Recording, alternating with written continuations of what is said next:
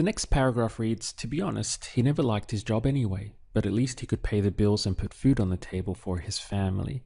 Now his situation is desperate and he doesn't have any idea what he's going to do. He's 40 years old, so he knows his chances of finding a job are not good. The phrase to be honest would be in order to be honest. So we have para ser honesto. Okay, like this, para ser honesto. Now, this word anyway is going to come up here if we want our Spanish to sound natural. So what you will hear a lot for anyway is this phrase, de todas maneras. Like this. So, para ser honesto, de todas maneras, he never liked his job anyway. Now the next phrase, he never liked his job. The word never is important, which is nunca, and we learned from a previous translation module that after the word never or always, it pushes us into a dot in the past. So we would have nunca liked would be nunca le gustó. Here you have the dot past, nunca le gustó. And then his job would be su trabajo, like this. So let's get rid of all of this. Okay. So, para ser honesto, de todas maneras, nunca le gustó su trabajo. He never liked his job anyway. But at least he could pay the bills. So this phrase here would be pero, at least would be al menos, but at least. Now, to be able to, this is the verb we're dealing with, poder, because we're saying he could. Okay, so effectively what we're saying is he was able to pay the bills. And this is going to be a line in the past, right? Because there's no specific mention of how many times he paid the bill or an exact date when he paid the bill. So we're implying a line. So he was able to pay the bills. It's going to be podía, like this with a line, okay? He was able to. All of that is contained in podía. He was able to. The verb to pay would be pagar. And then the bills would be las facturas. And put food on the table. Y poner is to put, the verb. Comida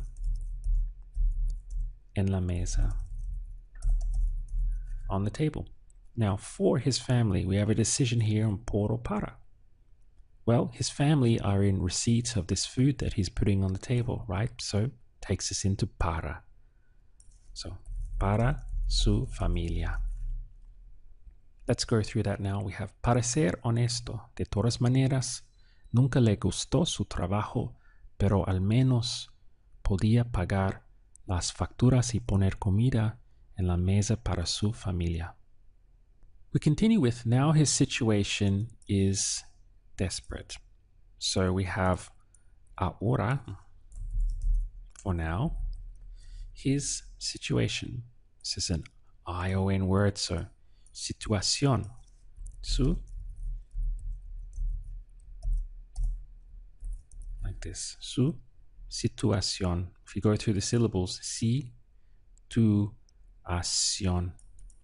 is desperate. Here we have another decision with ser or estar. Now this is just a general usage of it is. Okay, so we're going to go with es. And then the word for desperate would be desesperada.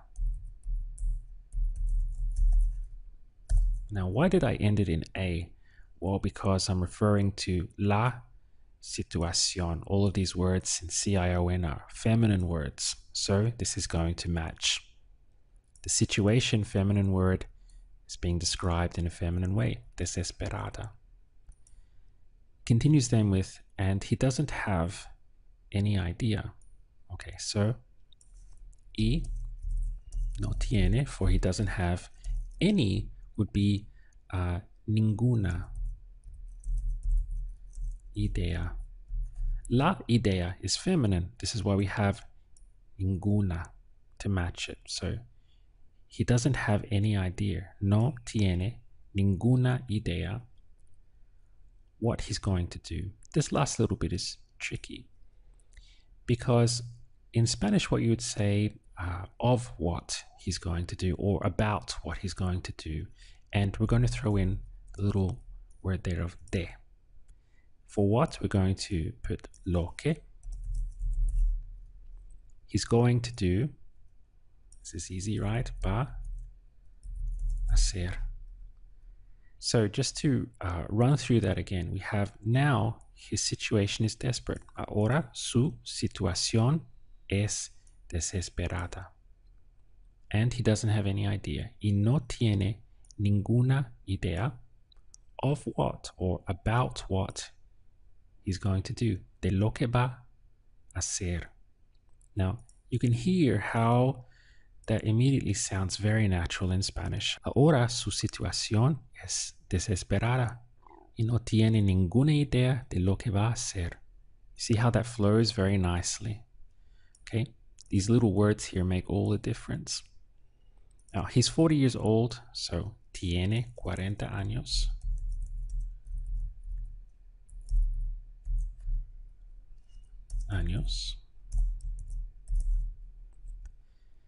So he knows his chances of finding a job are not good. For so would be good.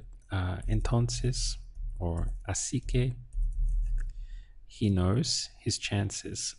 What they would say for chances is he knows his possibilities of finding a job are not good. Okay, so we have he knows, sabe, and it would be he knows that his chances or his possibilities. Even though we haven't said that in English, it's implied, so we put it in. Now, his possibilities, sus posibilidades. Like that. Of finding a job, de encontrar un trabajo.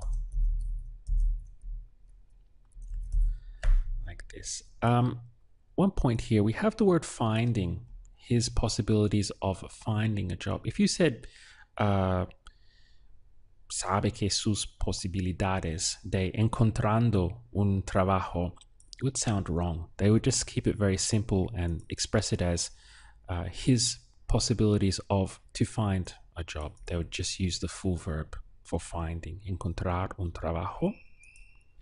Let's get rid of this.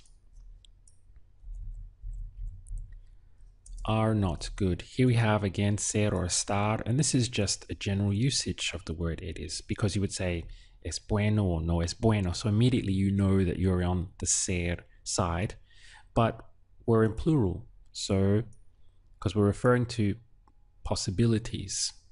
So we have no son, and then be careful here, buenas,